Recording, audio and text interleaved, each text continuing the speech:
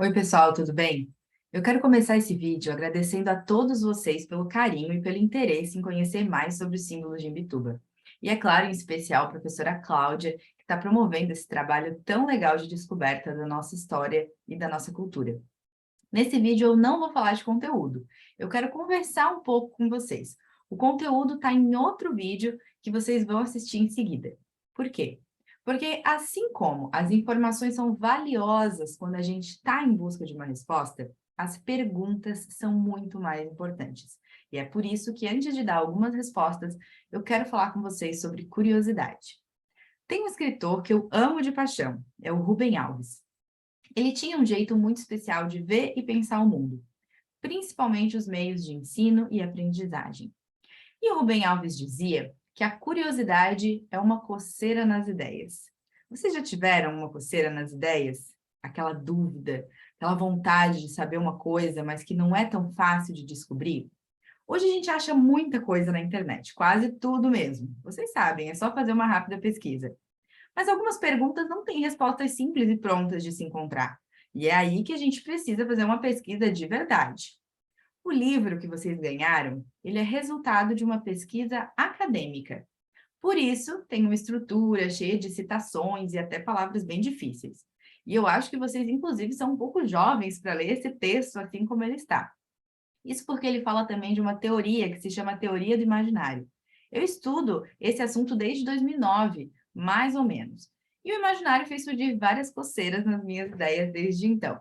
E esse livro, que é a minha dissertação de mestrado, ele veio da pergunta: será que os símbolos do brasão de Imbituba ainda são elementos de representação para as crianças da nossa sociedade, da nossa cidade? Essa é uma pergunta que não tem resposta no Google. Eu precisei estruturar uma pesquisa muito mais profunda em livros, artigos e principalmente com uma atividade com essas crianças para tentar descobrir, dentro de uma metodologia científica das ciências humanas, uma resposta ou algo que pelo menos me aproximasse um pouco mais dela. Mas aconteceu algo que eu não esperava. Na minha expectativa, a figura da baleia franca seria fortíssima no imaginário infantil, mas não foi isso que aconteceu. E eu quero dizer isso para vocês, porque muitas vezes o que a gente imagina não é a resposta que a gente encontra. Por isso eu quero que vocês pensem nessas três coisas ao produzirem os documentários. Primeira, elaborem muito bem as perguntas das entrevistas. O que um avô, uma tia, os pais de vocês podem contar sobre as memórias que eles têm desses símbolos? Podem ser coisas boas ou ruins, existem muitos lados de uma história. Por isso, ao preparar o que vai ser perguntado para o entrevistado, pensem o máximo de possibilidades que possam levar essa conversa até as respostas que vocês procuram. Na minha experiência de jornalista, ao entrevistar pessoas que falam de forma mediana, nem muito, nem pouco, 10 a 15 perguntas subjetivas podem render aproximadamente 1 hora de entrevista. Mas o que é uma pergunta subjetiva? É aquela em que a pessoa precisa elaborar um raciocínio, não basta apenas dizer sim ou não. Mas as perguntas de sim e não também podem ser interessantes em alguns contextos. Segunda coisa, tenham curiosidade. Não se prendam totalmente ao roteiro. E se surgir alguma dúvida nova, perguntem aos entrevistados.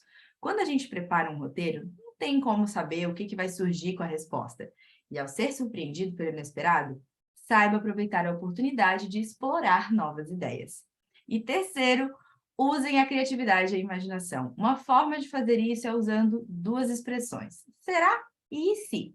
Será que esses símbolos que estão estabelecidos no brasão fazem sentido para as pessoas?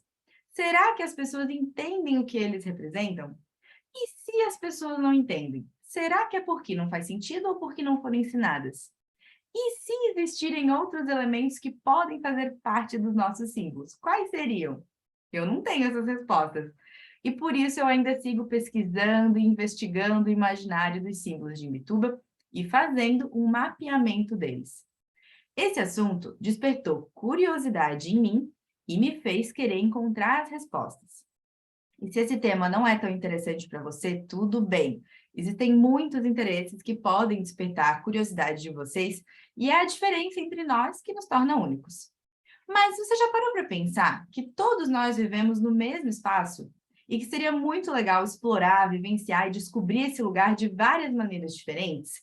A minha maneira é perguntando sobre o que nos faz ser quem somos. E a sua? Qual vai ser? Muito obrigada.